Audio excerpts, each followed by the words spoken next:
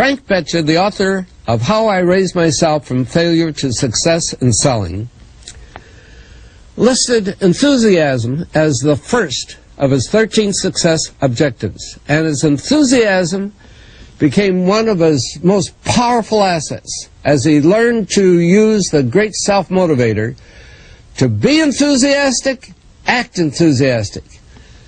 As the eminent teacher and psychologist William James has so conclusively proved, the emotions are not immediately subject to reason, but they are always immediately subject to action.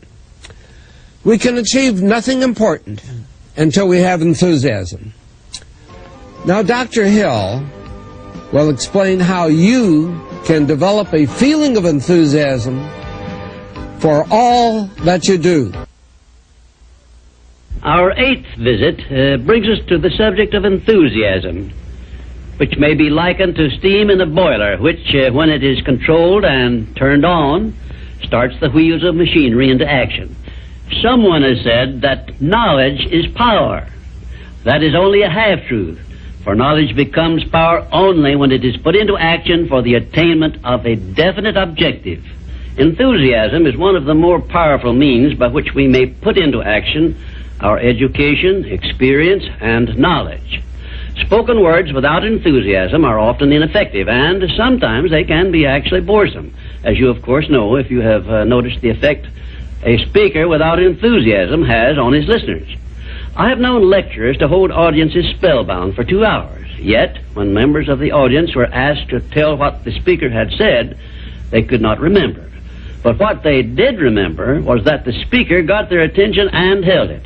And now let me explain why enthusiasm has such a powerful impact upon the minds of those who come under its influence.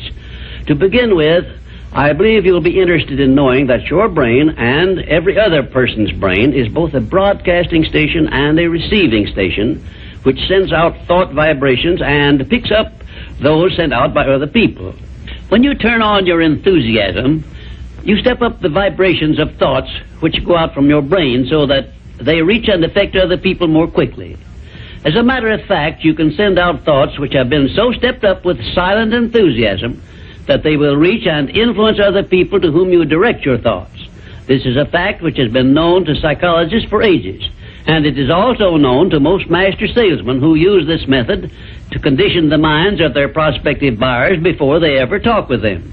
You must have observed that enthusiasm is very contagious, that it engages the attention of those who come under its influence and causes them to respond in a similar spirit of enthusiasm. I once heard Andrew Carnegie say that if you turned loose one man who thought in terms of intense enthusiasm in an industrial plant employing thousands of people, this man's enthusiasm would very quickly reach and influence every person in the plant. And he said that it made not the slightest difference whether the enthusiasm was negative or positive, constructive or destructive.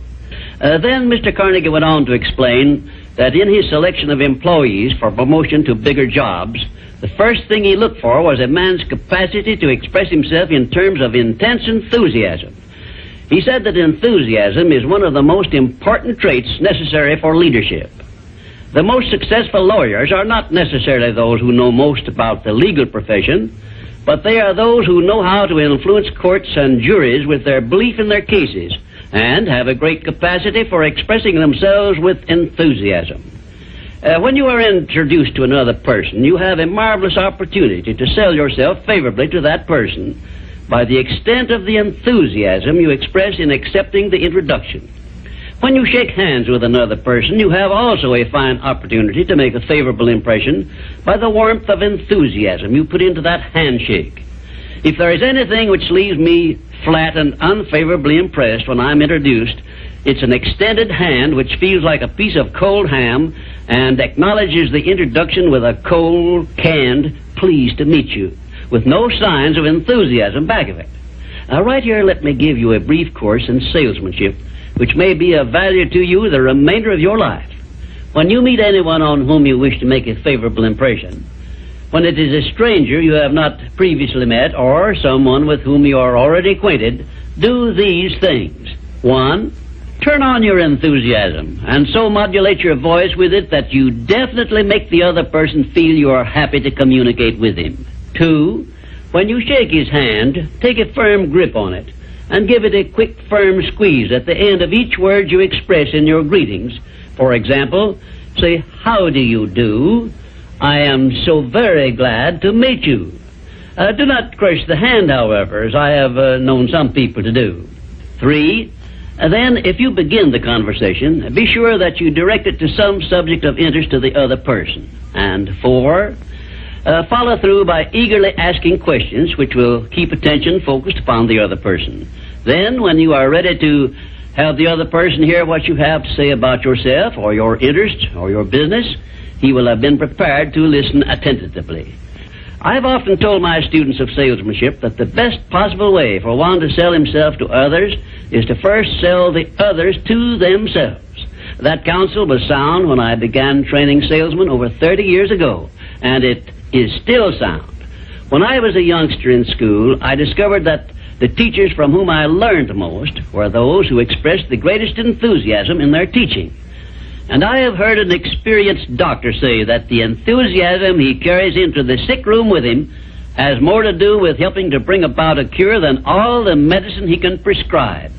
Enthusiasm is an expression of a positive mental attitude, and it has long been known to doctors that a positive mental attitude stands high on the list of influences which give one sound health. I have heard it said, for example, that only one thing causes stomach ulcers, and that is worry or a negative mental attitude. And only one thing can cure stomach ulcers, and that is a positive mental attitude. It seems that disease germs cannot live and thrive in the bloodstream of one whose mind is always positive. I have still another very important observation concerning the power of enthusiasm, which I wish to give you. I have observed that prayers expressed with intense enthusiasm bring much quicker and more satisfactory results. Now, you can try this for yourself and be convinced.